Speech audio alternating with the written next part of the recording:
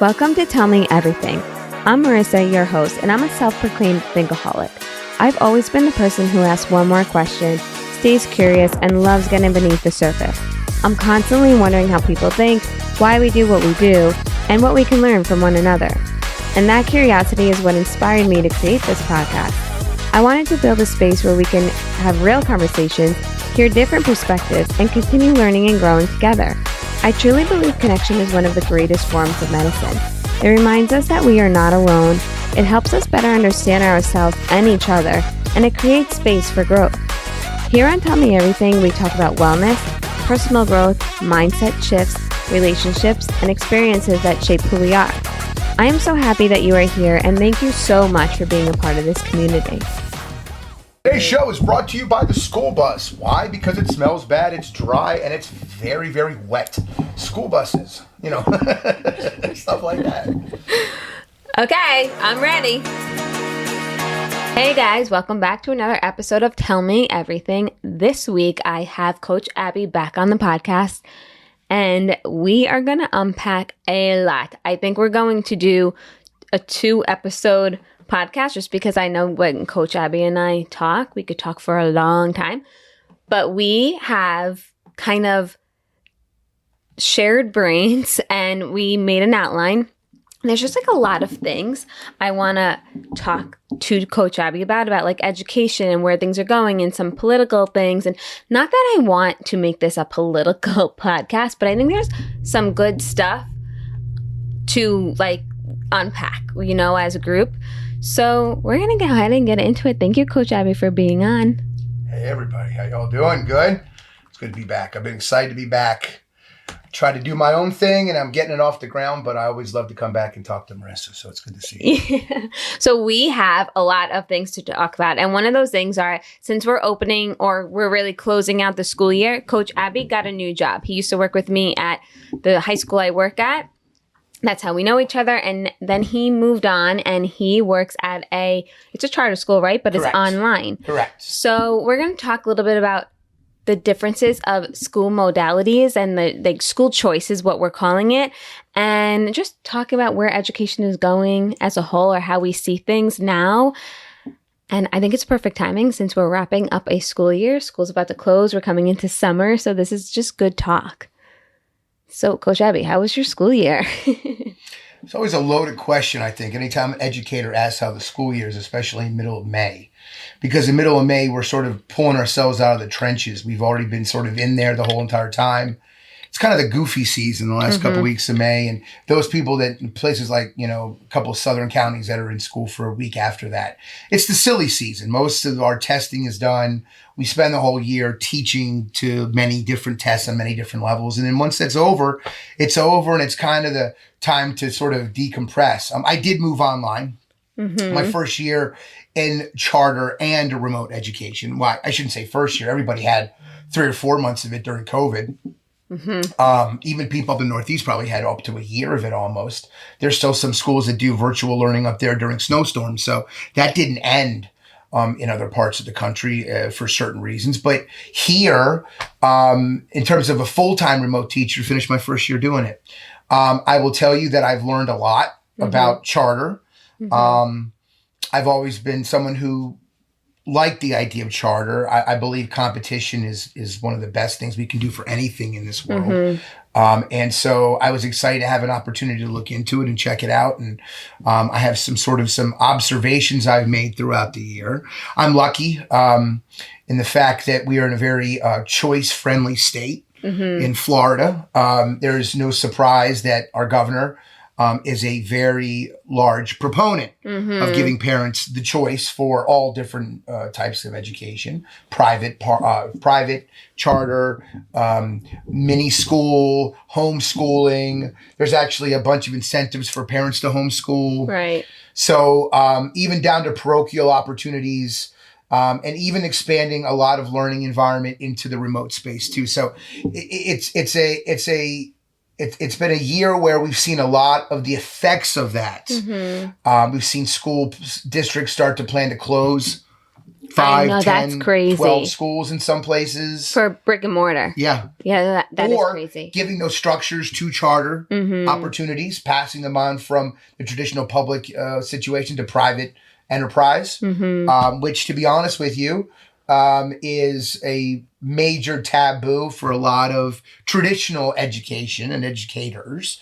But one of the things that I wanted to chat about today from that experience, especially from someone like you who's been in the public realm at different areas, getting a chance to experience different areas like I did now, both in public and now in this situation, is really, is that the best thing for our kids' choice? Yeah. Like, it's choice giving our obviously gives parents more opportunities.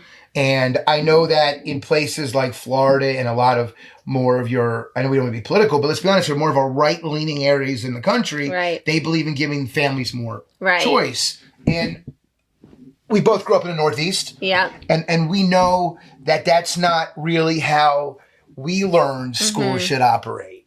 So it's interesting to be a student of schools in places like, you know, the Mid-Atlantic and the Northeast, and then work in schools down here, which seem to operate with educators who have those same concepts and values, but policymakers that don't. And so, you know, you look at a place like Broward County.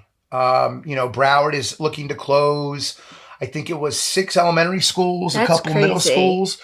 And you got to remember, you know, for people that don't listen, a typical elementary school is between 300 to 500 kids. Maybe sometimes as many as 600, depending on where it is. And then middle schools can range from about maybe 800 to 12, 1,300, if not more. So you're talking about 4,000 middle school kids and about 2,100 elementary school kids now going to be taught somewhere that is not a district school. Right. And or overcrowding other district schools. But they don't have a choice because they don't have the money. They don't have the money to be able to, you know, go to a private school or like what? No, they don't. I mean, the district itself, the school district itself, they don't have the funding because kids are leaving the schools. I know. And then when you close the schools, you lose jobs. And then you not only do you lose the jobs that you already cut, the happiness level, like someone like you with your student load. If you worked at elementary school and you were used to about, let's say, 200 kids, that's you're used to that, right? And all of a sudden they close the 2 elementary schools up the street.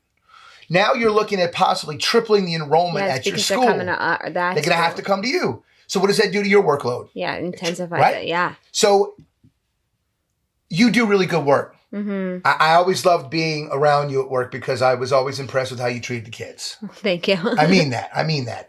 I've always said that I've never, and that's really true for pretty much every guidance counselor I've worked for. To be a guidance counselor, I think you have to have a certain heart and patience because you're literally guiding the child. You're not in a classroom environment, and you see them in a very closed environment in an office. And that can sometimes be an obstacle to get to know someone because a lot of times when kids sit in an office, they think it's bad. That's true. And the warm energy from your office was always something that I like to hang out in. So thank you. And by the way, the new dig since the last time I was here, she's shaming me because if anybody sees this from my feed, you're still going to get me sitting in an office chair with basically a white wall behind me. It ain't going to change. Listen, I'm shaming you because it's purple? No, I love it. I love it. I'm saying if it was my situation, it would be drab. I'm not necessarily the most creative person. I might be a little woo, but I'm not necessarily totally that creative. But your situation would change, right? Yeah. You would be overworked. Yes. And your level of happiness is gone then. So if you were somebody who did the job because you loved the kids, and that's what I loved about the entire group of young women, all you were together. Because every single one of you, I could see you loved your kids. Despite all the nonsense, you know, about what these teachers have to say about these kids or these parents, whatever the case might be. The way you treat your kids is the way that we should treat kids. I had a guidance counselor when I was in high school, Debbie Fink, that did not treat me that way. She's long gone. I wanted to go back and show her that I got a master's, and I found out she had passed away.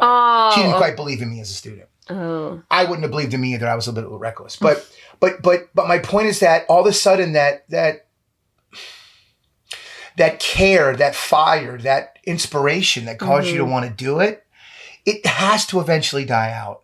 It has to eventually get broken down. And so what happens is some people who are young, you're younger than me, who let's just pretend that, you are a mid to late 20s professional, male or female, whatever level of school you're teaching, whatever job you have, or if you're guidance or admin or whatever.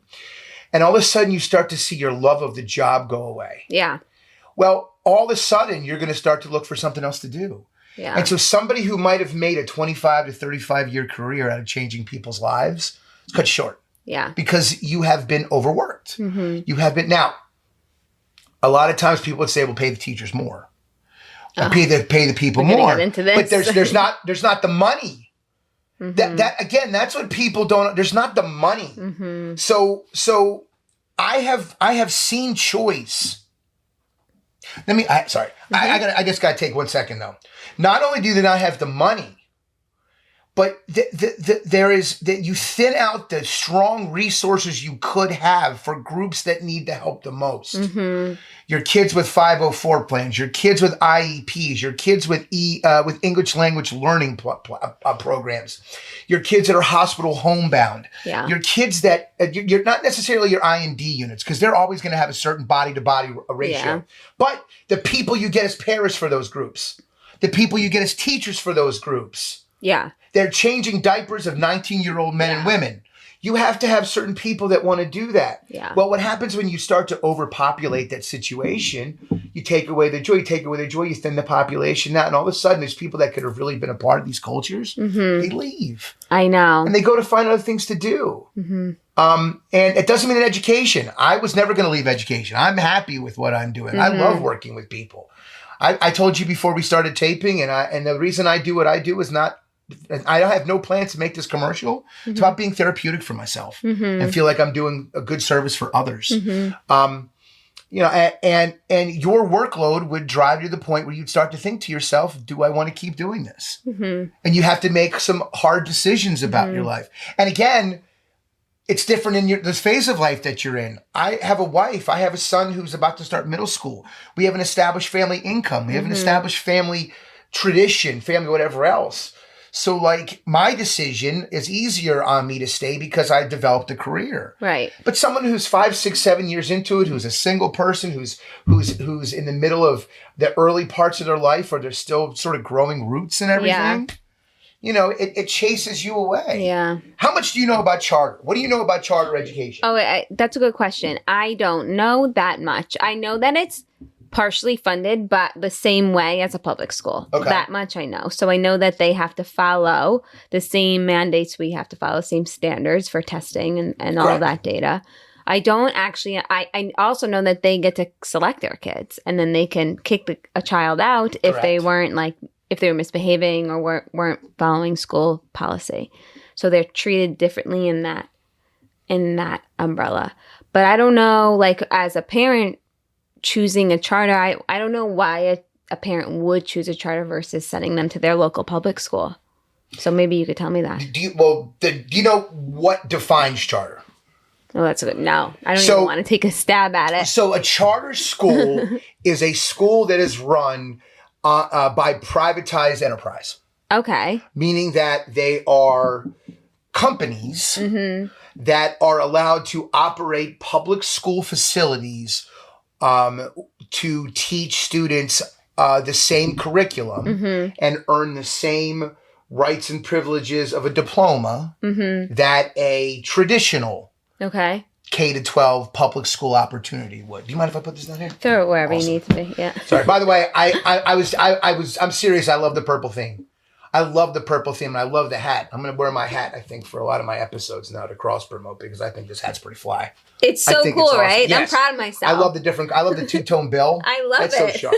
Thank you. See, and I have no attention span. So if she has any new viewers from last year, you'll see that I was able to pay more attention. I literally have the brain of a crackhead. It bounces all over the place. There's not enough good or bad or chill narcotics to cause me to stop either. And trust me, I've tried plenty. But I digress back to the point I was making about, what was I talking about? Oh, Remy? gosh. No, you were educating us about what a charter school okay. is. So private entity, that means that private entity owns that school, and it means they're allowed to draw a profit. Okay. That's the big difference. Okay. Is that public education is not for profit. Right. It's funded by the government, and the expectation is those funds are then spent on students directly. And they're spent on specific functions. So, for instance, when a school gets money to pay their teachers, the money comes from the state. But how the teachers are paid comes from the school district. So if anybody remembers middle school civics, there are something called mandates. The government hands down a mandate, which is basically an instruction to a local or county or state agency on how to operate. So the state will say that each student is worth X amount of dollars per school. And then that amount of money goes to that school based off of how many students they have at two specific parts of the calendar year, October and February. That money then must be spent on those students. Whatever money is not spent on those students goes back to the government. Right. In charter education, it's the same thing. The charter school, generally the same thing. Look, I'm not about to get into the X's and O's. There's, by the way, that's what we call working into the name, by the way, X's and O's. That's the name of my podcast. No, but I'm not going to get into the actual breakdown of the legal structure of a charter school and all that. But the general idea is that the money that's left over after the school year goes to the company that operates the school. So that is our profit. That does not go back to the government coffers. That's the big difference. So we're making a profit on students' education. We're not being paid if they do good or bad. None of that. Don't get me wrong. Just like in public education, there's bonus structures. If you have enough kids pass advanced testing, that stuff exists for us too. There is tutoring money that comes to our schools. We have SACs just like regular schools do. We operate the same way. The biggest difference between how you see a school operate in the charter realm and the non-charter realm is in the non-charter realm, human resources, operations, physical plant, all the things that involve the logistics of what your school needs to operate come from the district. Payroll, policing, all those things come from the district. At a charter school, we have all of that. So we have human resources people. We have operations people. I work for a remote charter, so we don't have necessarily a physical plant, but we have IT. We have our own IT people. So it's a little bit different. Like in a school, you got to worry about electric and gas and all that stuff. For us, we got to worry about our server's going to disconnect.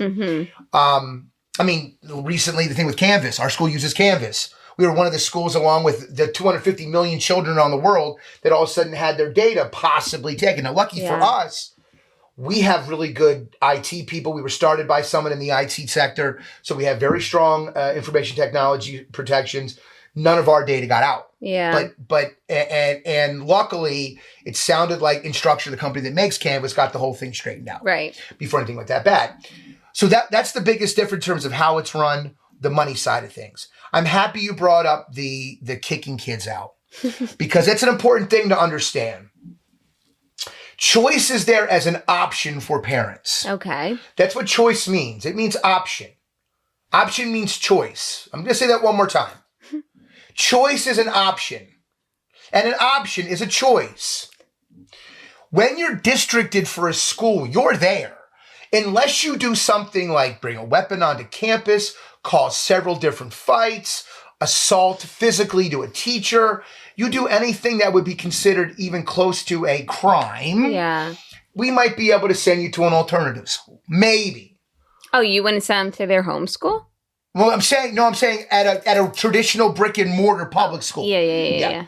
Yes. So that's what the experience is for most people. Okay. But you can't really get rid of the kid unless they do something really terrible. And let me make this very clear. No administrator is ever going to say, I want to get rid of that kid until it's an issue that affects the safety and the well-being of other children on campus. People and parents sometimes forget this. This is why my wife and I took my son and put him in homeschooling. That the school has to worry about all the kids, not one the kid. Okay? And so for us, getting him in homeschooling where he could learn on his own and we could focus on him gave us a better opportunity to educate him. But in some cases, sometimes parents forget that. So they say, well, it's all the children. But it's very hard to remove a child in a districted school, especially when they get to high school, especially when there's a chance they can move towards your graduation rate. You want to make sure you're doing everything you can before that happens, because you want that kid to graduate at your school. You want that 1 out of 1 for that kid. But the problem is when a kid gets unruly to the point where they're not learning what they need to learn, and the ability to motivate the child has been spent, has been exhausted. What do you do? Yeah. And by the way, I just want to, just for sakes, I don't want you thinking that I'm looking off to the side. My wife is hanging out behind us. Say hi. Hi. There you go. So I keep looking at her because she's in the room. I know the camera's right there. Okay. So I don't want anybody to say, oh, your guy has like a lazy eye. Like he wanders. Like, what's going on? I don't know. What is he looking at? I want to see. No, trust me. There's nothing to see. My wife is literally chilling up behind the camera. But at our school, or at a charter school in general, if a child is causing a problem for the other students, goodbye. Goodbye. We'll put you on an academic contract. We'll put you on a discipline contract. You got 2 weeks. You don't shape up. You're gone. Why is that important? Well, number one, first and foremost, it teaches the other parents and the other children we're not putting up with nonsense. All right? This is corporate America. This is not everybody feel good, everybody necessarily under the same evenly felt tent. That sometimes we get confused a lot. Everybody should be under the tent. Not everybody's always going to have the same feelings. It's not going to work out that way. All right? My type of woman is not necessarily some other guy's type of woman. That's true. It's true. Some guys like guys. That's awesome. I don't. We're all different. All right? But we have this opinion that we all need to be the same reality on the same tent. And it's just not there yet. We haven't moved that far. So we tell the other parents, we're going to put the kids' learning as what's first and foremost. Okay.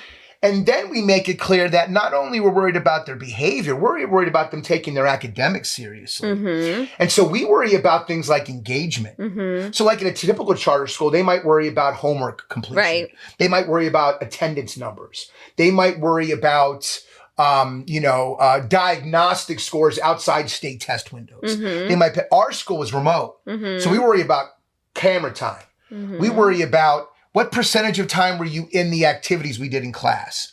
We have percentage markers that we can look at for a child to see how much did you chat during the class? How much did you take your microphone off to speak?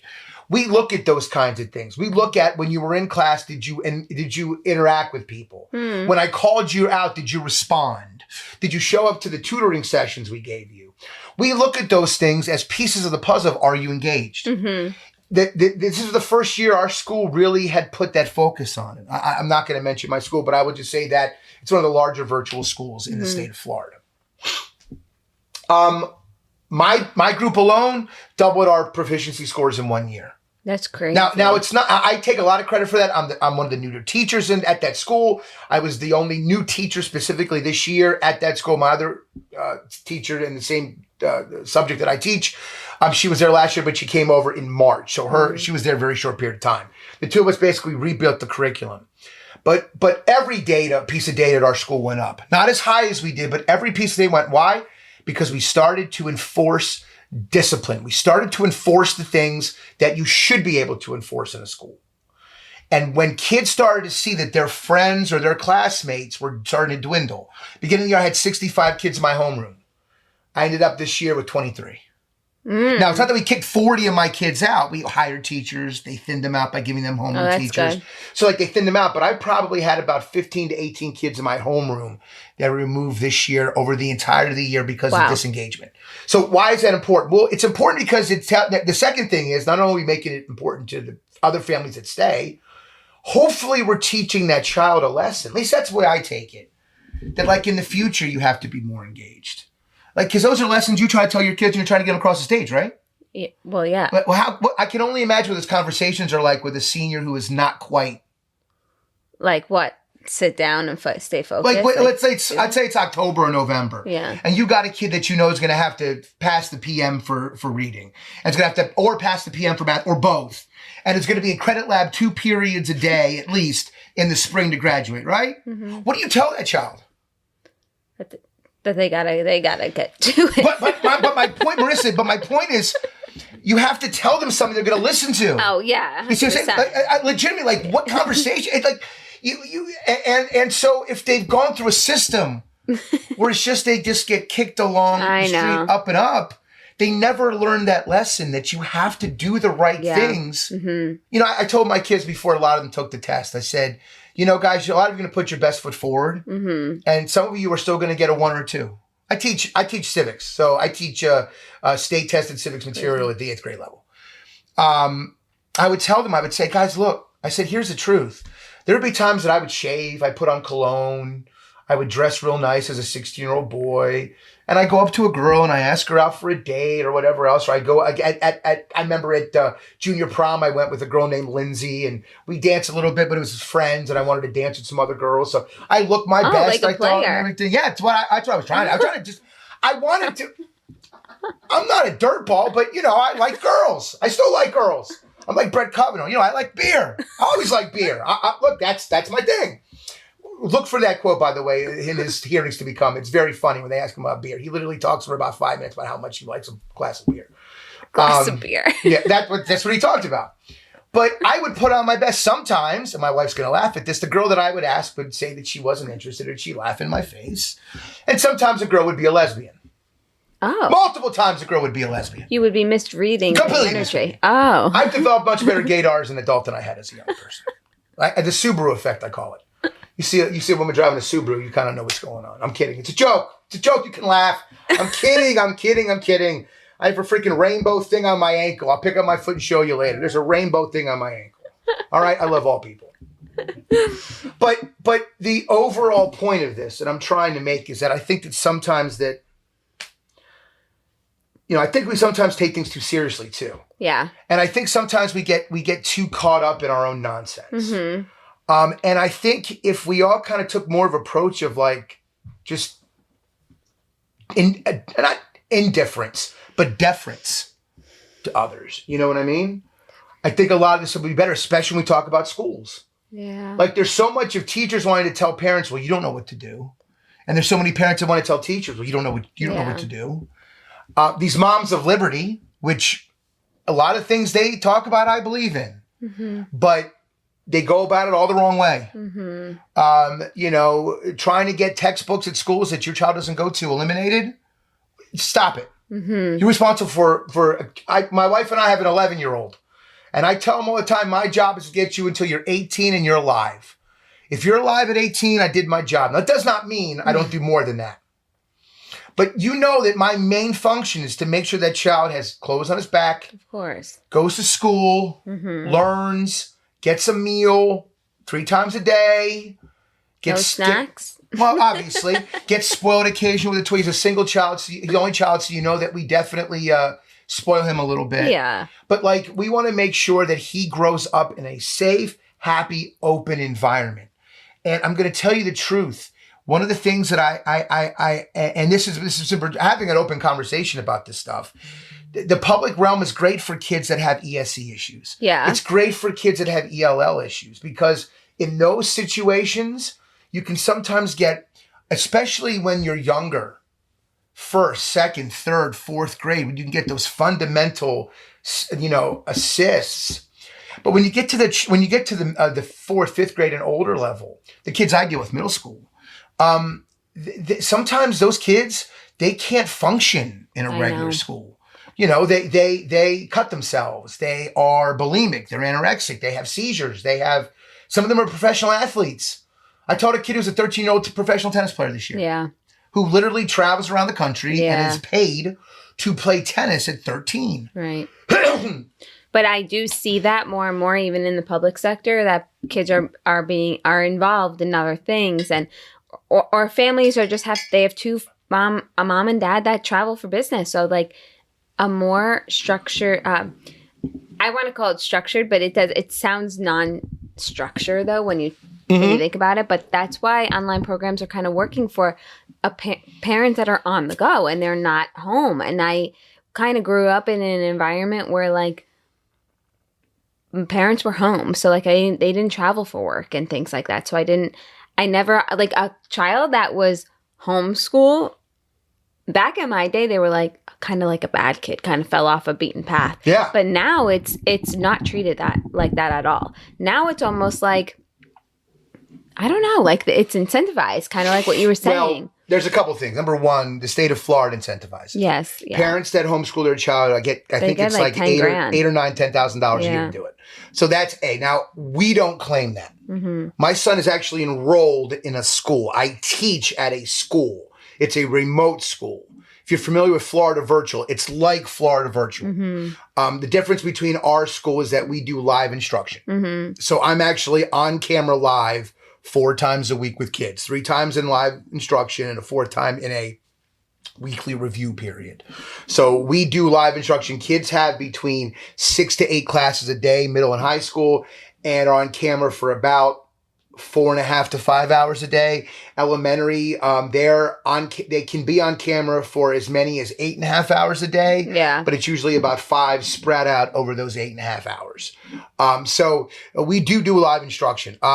But to sort of beat back on what you were talking about, not only for the families that travel, but for the families that have a single mother or a single father or a single grandmother with 2 or 3 generations of kids in the same house, where the older of the teens or the older of the preteens has to take care of the couple younger children in the house. And, I kind of talk, a little bit about,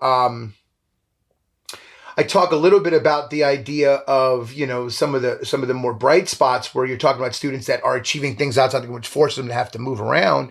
But for those that are impoverished, you can save a parent or a family a lot of logistical nightmares to get a kid to and from school. We grew up in Baltimore, and in Baltimore for a while, we didn't have school buses. Yeah. In Baltimore, people took the MTA buses to school.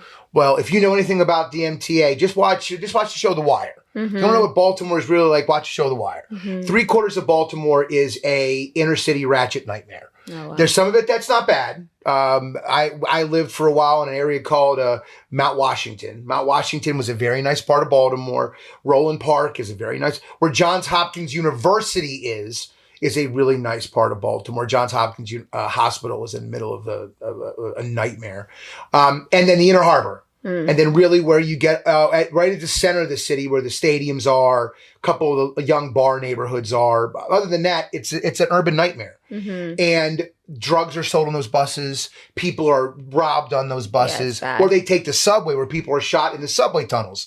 So the point that I'm trying to make is that you allow parents the opportunity to have choice. You might be keeping some kids off the street, which in many cases might be saving them. Think about you're an 11, 12-year-old boy. I'm not even going to use race. Don't even worry about the race of the child. But you grow up in a poor area and you walk to school every day, right? And I'll go specifically to a spot that people don't think a lot of. I'm going to talk about somewhere, let's say in rural Alabama. Okay. And you're going to walk to school and you pass by the same gas station every day on the way to your school. And you notice that you got some Klansmen to hang out outside that gas station, right? After a while, 11, 12-year-old boy is going to walk by 5 or 6 men and they're going to look up to him a little bit and they're going to develop a relationship. And all of a sudden, you've pulled that kid into starting to believe some of the stuff that these Klansmen believe. And all of a sudden, you've raised another generation of racist of America. Now, I'm going to use the same example, but I'm going to use an urban situation. Let's say a kid grows up in Northeast Baltimore or East Baltimore. Well, my wife knows how bad East Baltimore is. You go have a kid grow up in East Baltimore, and he's walking to school, or I'll give you even better. I'll say he's walking to Patterson Park High School, all right? Or he's walking to Dunbar. He's walking to Dunbar, right? And he's a young 11, 12-year-old boy. Same situation. And his mom or grandma's been able to keep him off the street. And now he's walking to school because he's old enough now, and his mom has got a couple jobs. Now all of a sudden he's about to pass kids that are involved in gangs and involved in drugs. And all of a sudden, over time, he starts to be pulled into it. And all of a sudden now we've lost a generation of a young man or a young woman into that kind of shit. Hope it's okay that I said shit, but into that kind of, I'm serious about that. So this keeps those kids off the street. It gives the kids a chance to go to school and not have to get caught up in that riffraff. I hate to make, listen, it's a beautiful studio. I think it's the perfect example of Palm Beach County, of what people think of Palm Beach County before they come to, they think of Boca Raton, and they think of, the PGA Tour in Jupiter, and they think of, the Intercoastal and they think of that stuff, right? They don't think of Lake Worth and Forest Hill, and they don't think of, think of Pompey Park in Delray, right? They don't think of that stuff, but it's a reality. It's a reality that it exists. Mm-hmm. And the further south you go down, people don't think of Hialeah, or people don't think of North Miami or Miami Gardens. They think of South Beach. You see what I'm saying? They're not thinking of Lauderhill Lakes or any of that. They're thinking of Fort Lauderdale. Yeah. Like, they're not thinking of the rougher areas that are down. And then you imagine how much of the state is so impoverished. Mm-hmm. It's not just down here. It's all over the place. Everybody, people that are NFL fans who know football, they know the chant Duval for the Jacksonville Jaguars, right? Yeah. Duval County is probably the most polarized county in this state, where you have incredibly wealthy people that live to the west and north of Jacksonville. And I've stopped at some of the gas stations to the south of Jacksonville. Mm-hmm. I've ran to the bathroom and ran back to the car. I did not think I was going to make it back to the car. And some of the places in inner city Jacksonville, it is. But my point is that it flips quick. And then as soon as you pass the city, you're in the Gulf capital of Florida, which is Ponte Vedra Beach. You're in St. Augustine, which obviously is, again, a very ritzy to do travel. So that this kind of environment gives kids a chance to have education a different way. Mm-hmm. So to understand but I think what really hurts, and this goes back to something that happened in our county a couple weeks ago, is the sympathetic tone that teachers carry in culture. Mm-hmm. Where people go, oh, you don't get paid enough. Oh, you work so many hours. Oh, look, right here. Okay? Right here. I'm not going to pull the veil off and say some people don't work a lot of hours. They do. Mm-hmm. And some people bust their ass to get really good at this job. So this is not a shot at anybody who puts in the extra work. But I have worked corporate America. I have worked to where I literally was doing everything short, but offering my mouth and body to supervisors to get promoted. I'm serious about that. Mm-hmm. Where I had 2 weeks of paid vacation a year, where I'd be outside working with customers in shirt, tie, and jacket in 95-degree plus weather. Or literally fumbling over myself on marketing calls below 20. Mm-hmm. Okay? The point is that teachers have it pretty damn good. All right? Number one, first and foremost, I mentioned the time off. 2 weeks a year for most people in corporate America. And that also includes sick time. Yeah. So if I get the flu, I can kiss my trip back to see my family. Okay? So that's first and foremost. Half of January, and so I'll say a week in December, a week in January, a week in March, and a week in November. That's 1 month. June and July. That's 3 whole months right there. That's 12 weeks. Plus, if you take the rest of the cockamamie government holidays we get off, which is a lot, not counting all the holidays that they give us to make the Jews and the Christians happy. By the way, one day we're going to start giving Ramadan off. I promise. You think? Oh, there's no doubt. As these populations grow, more and more people are going to demand it. I mean, the fact that we gave President's Day back some years was a shock. Yeah, the fact that we're not closed on Election Day, to me, is still a complete shock. And I think that is coming. I honestly believe that. I think if it looks like the election is close at the end of this year, I could see some kind of executive declaration by the governor to close for Election Day to provide for more. So that's a state thing? That's a state thing, yeah. Oh, okay. I didn't know that. Well, the state gives the counties the ability to choose their own schedules. Most counties will choose to have that day off. Okay. Some of them might choose to teach it as a PDD. Yeah. But they'll usually give the students it off because it sends the right message that it's President's Day. But my point I'm trying to get to is that the teachers in my realm, we're on our own. Yeah. We have no one fighting for us.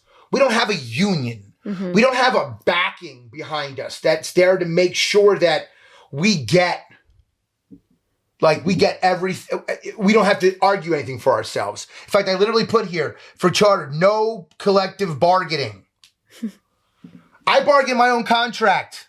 So wait, okay. So each teacher at a charter school can negotiate their own salary They can try to. The hiring team Doesn't mean the company's going to listen, but you can make an attempt to do it. Right. So whereas public school, you're on that teacher contract, so everybody's making the same money, unless based off of your years. But yeah. And look, I'm not calling out some people, but I've worked with some pretty great teachers that have been inspirations to me at all different schools I've worked at.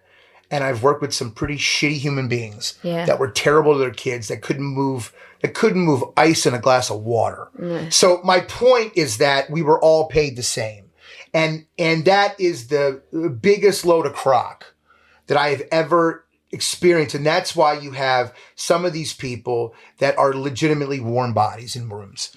And it disgusts me. It's one of the most disgusting things. And I will tell you, the effort that I have seen across the board by charter educators, in my experience this year, and my wife has worked in charter for 5 years, outdoes the efforts that I've seen many people in the public realm do. Oh, okay. And a big reason is a lot of times that it's up to them to find their own resources. Because of what? It's up to them to find their own resources. Oh. It's up to them to write their own curriculum. They have to put in a lot more work to do it. Okay. And they get paid a little less. I took a pay cut to become a charter educator. Okay, so teachers get paid less historically? Depending upon where you're coming from on the ladder. Mm-hmm. So if I was a new teacher in Palm Beach County, it would have been a pay raise. Okay. I had been under contract for 10 years. And I also was getting referendum money. Oh, yeah, referendum so I lost money that too. Helps, yeah. I lost that too.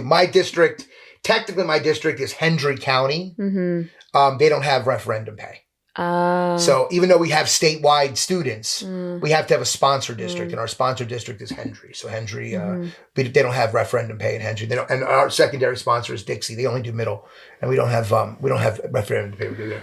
But I took a pay cut. Because I'm a principled person. I think it's clear I don't shut up. Yeah. I feel bad for you that you chose to have me on here. I'm trying to interject, but I'm waiting my... Well, you can tell me when you want to. I tend to dominate conversation too much. I'm a one-way train. But I want to know, now that I've kind of shared some things, what's like your first reaction to where you start learning more about what... And again, this is not charter versus public. This is not that. I said earlier, if you're ELL or ESC or anybody with special programs needs, the charter realm is probably not for you. Okay, fair. It's not. The resources aren't there for it. They're just not. But if you're a kid with a mental health issue, if you're a kid who is an introvert, if you're a kid who is someone who has to be transient, as you were talking about, for good, bad, or indifferent reasons, if you have a family situation that forces you to miss a lot of in-person school, the misnomer that this is a scam has to be removed. Like, we have to make it clear that it's not a scam. It just is a different way of looking at things. So that's what I was going to say for you. I mean, what thoughts do you have as you learn more about this specific kind of thing? I mean, I like learning about the different options for educators. I used to be, maybe before COVID, I used to hear families say, like, I'm going to homeschool my kids. I don't trust public school education and what's going on. And I kind of didn't agree with them. I was like, there's something, like, put your kid in public school. This is what they need. This is what they need. And if they leave public school education, they're less competitive on those college entrance exams. Like, I really and truly believed it. I don't think that anymore. If I had kids right now, I would put them in the micro school, something a bit more tailored to who they are as individuals. And I mean, who knows? But I just see education at the public school spectrum just changing so much. And I've only been in it for 10 years. I know that sounds like a long time, but it's not a long time for that much change to have gone on in 10 years. That's what I meant. That's what I mean by that. Thanks so much for listening to Tell Me Everything. I hope today's episode gave you a fresh perspective, a little inspiration, or just something that made you pause and think. If you enjoyed it, make sure you are following the show so we can keep the conversation going. And Share it with anyone you think might love it too. I'm so glad you spent this time with me today. Until next time.